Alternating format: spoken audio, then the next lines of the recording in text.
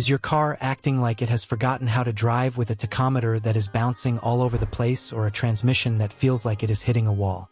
You might be dealing with a P0725 trouble code, which means your brain under the hood is losing track of how fast the engine is actually spinning.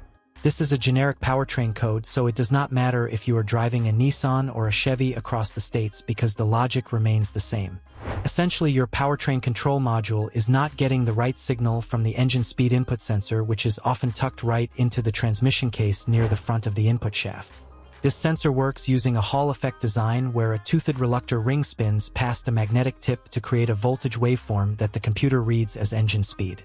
If that signal is too high or too low, or just plain missing, the computer gets confused and might throw the car into limp-in mode to save itself from melting down. You might notice your speedometer or odometer behaving erratically, or your automatic transmission shifting so harshly it feels like you got rear-ended. Sometimes the car will just refuse to shift at all, or the engine might even misfire. When you start digging into this, you absolutely have to check your transmission fluid first, because if it smells burnt or looks like black ink, you might have a massive mechanical failure on your hands instead of just a sensor issue. Make sure you have at least a few quarts of fresh fluid in there, and look for any leaks near the cooler lines.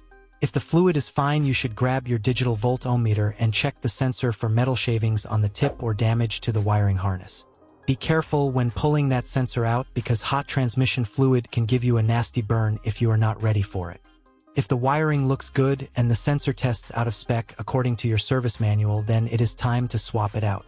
You should definitely head to a professional shop if you see heavy metal debris in the fluid, or if replacing the sensor does not bring your tachometer back to life, because internal transmission damage is not something you want to tackle in a driveway.